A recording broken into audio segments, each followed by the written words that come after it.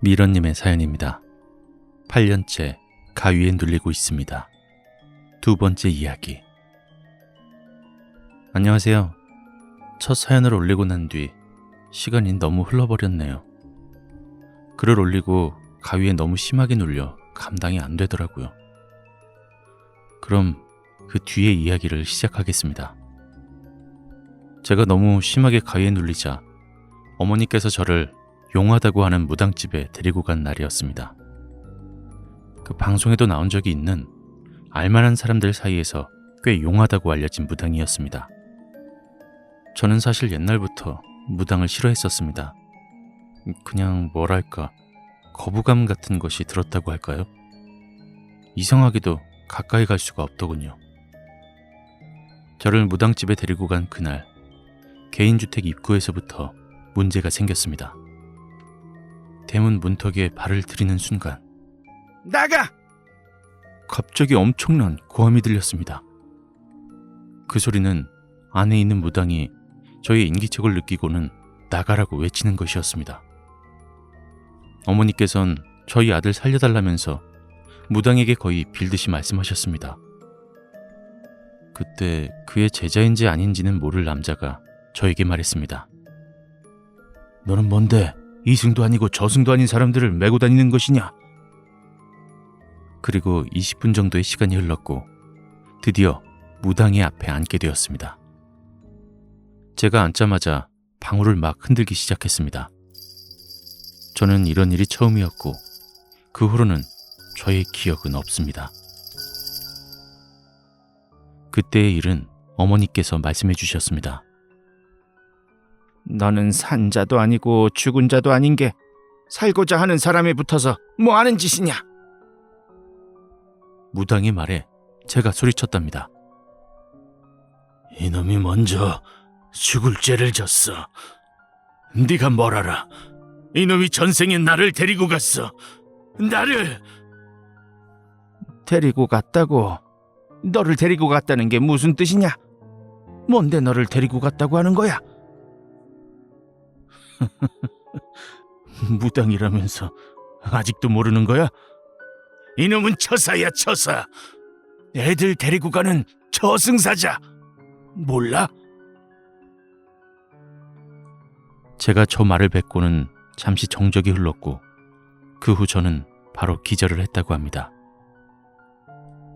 그렇게 무당집에 다녀온 뒤 계속해서 가위에 눌리는 것은 물론이거니와 이상한 일들이 계속 일어났습니다.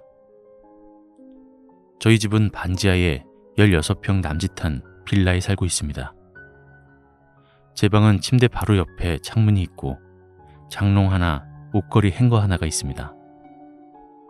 저는 잠귀가 밝아서 항상 문을 닫고 자는데요. 어느 순간부터 무서워져서 방문을 항상 열고 잠이 들었습니다. 그런데 분명히 문을 열고 잠이 든 날이면 문이 닫혀 있더군요. 제가 목류병이나 이런 건 아니고 항상 열고 자면 어김없이 닫혀 있었습니다. 물론 저는 기억이 없고요. 무당집에 다녀온 뒤 저는 넋이 나간 상태로 집에 왔고 차사라는 단어를 인터넷에서 모두 찾아 숨은 뜻과 제가 모르고 있던 설화 등을 찾았습니다.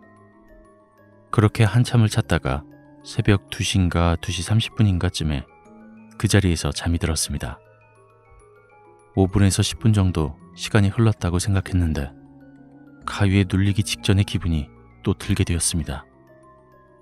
그리고 그때였습니다. 눈동자밖에 움직이지 않아 아래쪽으로 눈동자를 내렸을 때 예전에 군대에서 봤던 여자아이가 발 밑을 쓱 하고 지나가는 겁니다. 온몸에 식은땀이 흐르는 게 느껴지더군요. 그렇게 잊자고 다짐하던 1년이었는데 다시 그 여자아이가 나타나다니 절망적이었습니다. 제발 그만하자고 생각하는 순간 눈앞에 하얀 발끝이 보였습니다.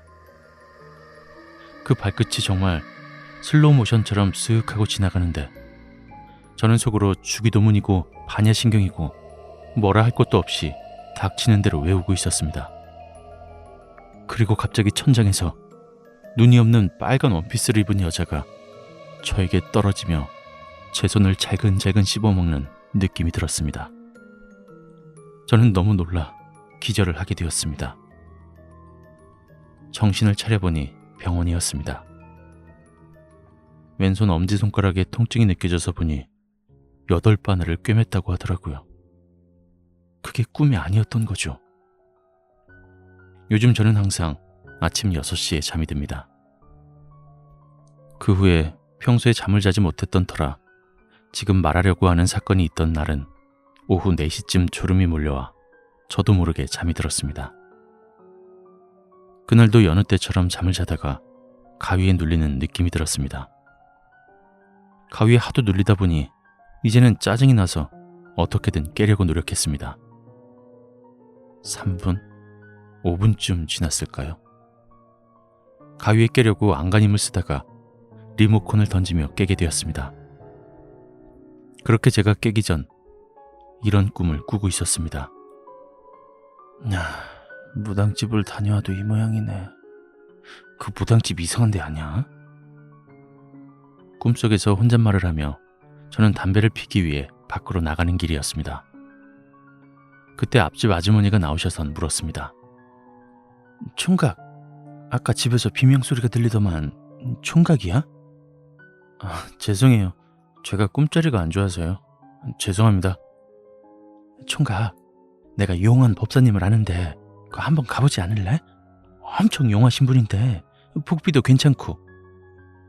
아줌마, 괜찮습니다. 아니에요. 저는 사실 솔깃했지만 주위 사람들이 저를 이상하게 볼까봐 거절을 했습니다. 혹시 모르니까 생각 있으면 한번 가봐, 총각. 아주머니께서는 그렇게 말씀하신 뒤 저에게 주소를 알려주셨습니다. 주소를 받고 저는 담배를 피우며 생각했습니다. 안 그래도 힘든데 한번 가볼까? 몇 년째인데 이대로 지낼 순 없잖아. 그래, 한번 가보자. 그렇게 저는 행동으로 옮겼습니다.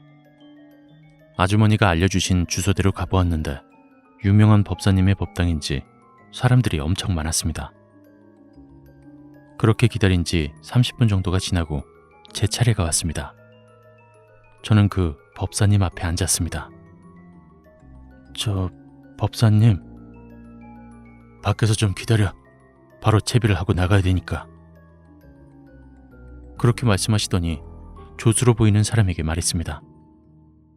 굿할 거 준비하고 5명 대기하고. 그리고 자네 태어난 시간하고 이름, 생년월일, 태어난 지역하고 전부 다 적어놔. 그렇게 말씀하시더니 그냥 집으로 가자는 겁니다. 조금 놀라서 당황했지만 그렇게 했습니다. 법사님과 함께 저희 집으로 왔고 구술하기 전에 법사님께 말씀드렸습니다. 저기 법사님, 저는 구술하고 싶어서 그런 게 아니고요. 저의 이야기를 좀 들어주셨으면 해서 왔습니다. 말을 듣기 전에 네가 살든 죽든 결단을 내야 할 거 아니야. 가만히 있어. 법사님은 이렇게 말씀하시더니 저에게 소금과 쌀이 섞인 것을 마구 뿌리시는 겁니다. 저는 무서워서 말도 못하고 가만히 있었습니다. 굿 준비를 끝내고 법사님과 함께 오신 분들이 꽹과리와 북을 치고 방울소리가 들리기 시작했습니다. 그렇게 굿을 시작하고 7분 정도 흘렀을까? 정확히는 잘 모르겠습니다만 저의 기억으론 10분 정도가 지났던 것 같습니다. 갑자기 저는 발작을 일으키며 바닥에 대자로 누워 소리를 지르기 시작했습니다. 저 사람 팔다리 잡아. 법사님의 말에 조수분들이 저의 팔다리를 잡고 지프로 된 끈으로 묶었습니다. 그리고 계속 잡고 있었죠. 제 머리맡에 있던 법사님은 계속 방울을 울리며 알 수 없는 소리를 외고 계셨습니다. 그때 주위가 검게 변하더니 1명, 2명 저의 시야에서 사라지고 있었습니다. 제 팔다리를 잡고 있던 조수분들이 다 사라지고 법사님만이 머리맡 시야에 남아 있었습니다. 그때 손과 발이 어떤 안 보이는 무언가에 의해서 계속 긁히는 듯한 느낌이 들었습니다. 그것도 살이 찢겨져 나가는 정도의 큰 고통이었습니다. 그리고 머리맡에 있던 법사님도 사라지게 되며 다른 누군가가 보였습니다. 곱게 한복을 차려입은 정말 고운 할머니가 보이는 겁니다. 저는 그 할머니의 발을 붙잡으며 살려달라고 엄청 빌었던 것 같습니다. 그리고 중간에 잠을 깨었는데 팔과 다리가 저린 기분이 들었습니다. 무슨 이런 꿈이 다 있냐. 가위에 눌린 것도 모자라서 이런 꿈까지 꾸네. 저는 혼자 생각하며 저린 팔과 다리를 보았는데 제 팔과 다리엔 손톱 자국이 남아 있었습니다. 저는 너무 놀라서 엄마를 불렀습니다. 엄마! 왜 그래? 뭐야? 제가 부르는 소리를 듣고 오신 어머니께선 너무 놀라 그 자리에 주저앉으셨습니다. 이후 다시 병원에 가게 되었고 정신병원에서는 신경쇠약으로 목류병 비슷한 것이 생겨 제가 팔다리를 긁은 것이라 하더군요. 그런데 저는 손톱이 정말 짧습니다. 제가 긁어서 흉을 남길 수가 없는 손톱인데 말이죠. 그 꿈을 꾼 뒤 며칠이 지나고 너무 힘들어서 아는 형과 술을 마시게 되었습니다. 그리고 잠시 가게 앞에 나와 계단에서 담배를 피우던 중 누군가가 저를 밀쳐서 목과 무릎, 눈과 이마 쪽에 찰과상을 입게 되었습니다. 저는 그때 그 형이 밀친 줄 알았는데 아니라고 하더군요. 누가 도대체 저를 밀었던 것일까요? 요즘도 이 일은 계속되고 있고 비가 오는 날이면 더 힘이 듭니다.